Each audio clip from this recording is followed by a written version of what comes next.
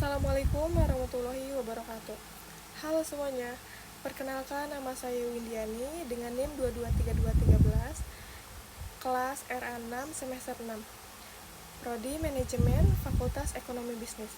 Di sini saya akan menguraikan atau menjelaskan sedikitnya tentang OKR atau Object Key Result yang diimplementasikan oleh Google Corporation dengan 5W1H, serta bagaimana sih cara penerapannya untuk mencapai kinerja tinggi, dan bagaimana sih perusahaan-perusahaan di Banten dapat mengambil pembelajaran penting dari penerapan OKR oleh Google untuk menciptakan sumber daya manusia berkinerja tinggi.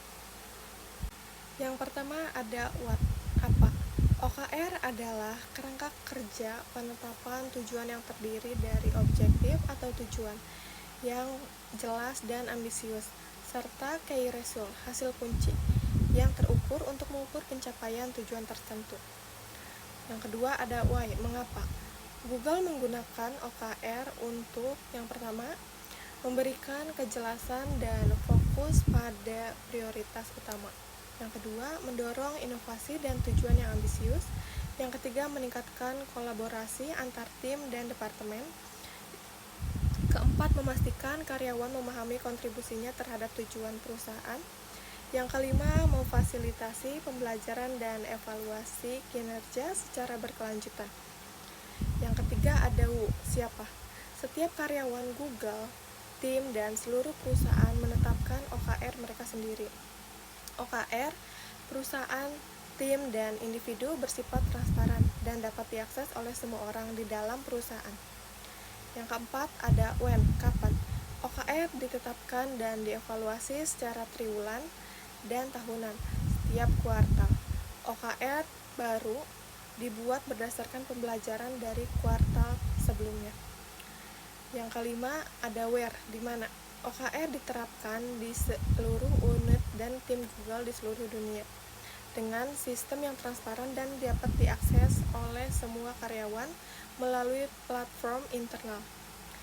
Selanjutnya ada how, bagaimana. Yang pertama, menetapkan 2-3 objektif yang spesifik, ambisius, relevan dengan kriteria. Yang kedua, menguraikan setiap objektif ke dalam 3 result yang terstruktur dan berfokus pada hasil bukan aktivitas.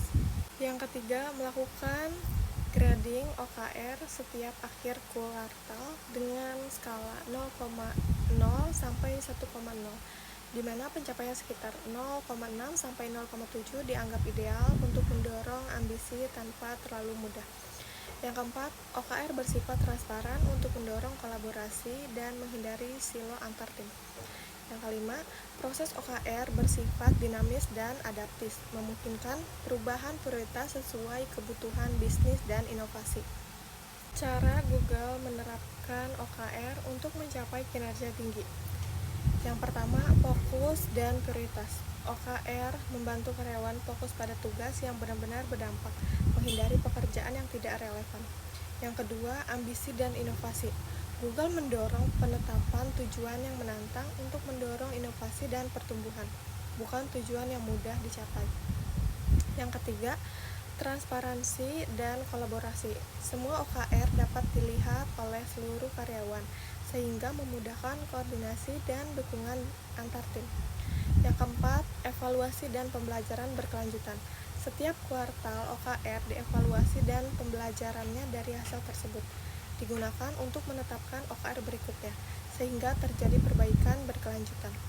Yang kelima, kepemimpinan adaptif. CEO Google, Sundar Pichai, mendorong budaya fleksibilitas dan pembelajaran dari kegagalan, sehingga OKR tidak menjadi beban tetapi alat untuk mendorong kemajuan.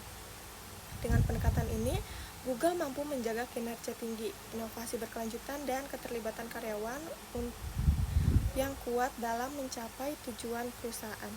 Selanjutnya, bagaimana sih perusahaan-perusahaan di Banten dapat mengambil beberapa pembelajaran penting dari penerapan OKR oleh Google untuk menciptakan sumber daya manusia berkinerja tinggi.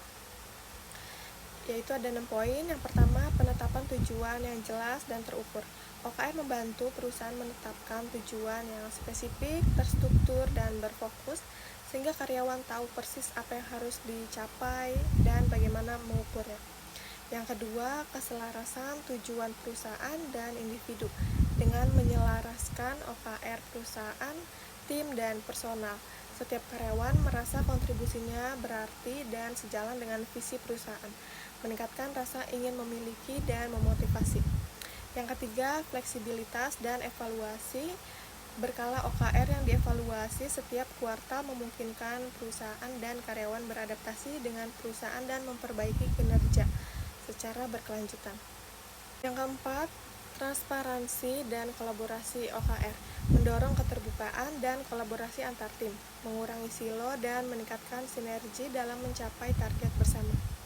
Yang kelima, mendorong ambisi sekaligus realistis, menetapkan tujuan yang menantang namun tetap realistis, menjaga semangat kerja tanpa membuat karyawan frustasi, sehingga kinerja tetap optimal. Yang keenam atau yang terakhir, membangun otonomi dan akuntabilitas, memberi kesempatan kepada karyawan untuk menetapkan OKR mereka sendiri, meningkatkan rasa tanggung jawab dan keterlibatan dalam mencapai hasil. Dengan mengadopsi prinsip-prinsip ini, perusahaan di Banten dapat meningkatkan fokus, motivasi, dan produktivitas sumber daya manusia, sehingga kinerja perusahaan secara keseluruhan meningkatkan signifikan. Baik, mungkin itu saja yang dapat saya sampaikan. Kurang lebihnya mohon maaf. Wassalamualaikum warahmatullahi wabarakatuh.